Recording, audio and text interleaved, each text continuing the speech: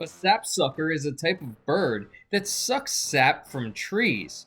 So is the Sapsucker Rifle going to suck the life out of your enemies in Tiny Tina's Wonderlands? Or is it just going to fall short? What's up, YouTube? Zero here. And today I have a gun review of the Sapsucker Rifle in Tiny Tina's Wonderlands. In this video, I'll go through the overview of the Sapsucker that I'm utilizing in this video. Then I'll get into some more gameplay. I'll talk about the pluses and minuses of utilizing the Sapsucker.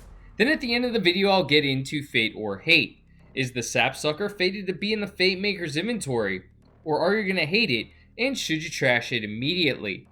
Before I get into it, I do want to say if you do enjoy this video, feel free to give it a thumbs up and hit that subscribe button for more Tiny Tina's Wonderlands content. I do a bunch of other video games, so feel free to check those out as well. Thank you so much in advance for doing so. It does really help out me and my channel. I'm grinding hard for 3,000. I know I'm far away, just got over 2,000, but you're helping me out. Without further ado, let's get into the Sapsucker that I'm utilizing. I have the Knuckled Sapsucker of the Wind.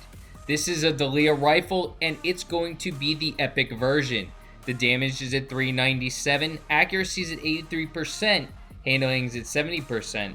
Reload time is at 2.1 seconds. The fire rate is at 4.79 per second. The magazine size is at 32. This Sapsucker is going to deal frost damage at 437 damage per second with a 9% chance. Enchanted on spellcast, increase melee damage by 30% for 10 seconds. This version has increased 10% critical hit damage, increased gun accuracy by 39%, increased 19% reload speed. This has 2.9 and 4 times zoom. And of course, being frost, it slows enemies, and crossbolts deal 2% increased damage for each crossbolt stuck in the target. Each of the crossbolts are going to last 5 seconds. So now that I've gone through the overview, let's talk about the Sapsucker. Dahlia guns have always been a fan favorite. They're the military-style rifles in Tiny Tina's Wonderlands or in Borderlands games in general. I've always loved using the Dahl or Dahlia rifles because of their military aspect. You can change from two different types of fire rates. You can, on the Sapsucker, go from a 3-shot burst to fully automatic. It can be nice on a lot of Dahlia guns. However, the 3-shot burst just didn't do much for me. It felt as though the fire rate was slowed down, which was making it harder for me to kill enemies quickly. So I found myself only wanting to use the full auto version. So despite the fact that the Sapsucker can fire with two different fire types, I prefer just to utilize the full auto on the Sapsucker. The 3-shot burst just didn't feel good to me, which really means that you're only going to get one of those two zoom types that you could equip on the Sapsucker. Now, having the frost damage is very nice if you do get a version that deals frost damage. Slowing enemies, making it harder for them to come close to you is always nice, especially in the Chaos Trials when enemies are constantly rushing you.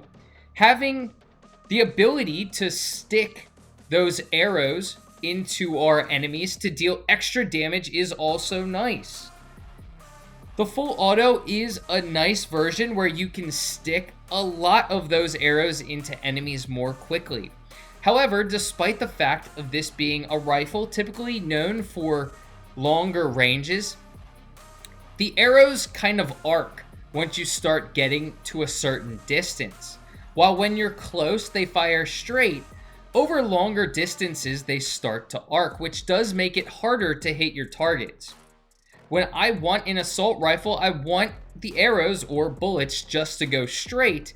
And when you're far enough away and the arrows start to arc, it makes it harder to not only hit your target, but part of the benefit of the gun is sticking your target with arrows, so you're doing even less damage.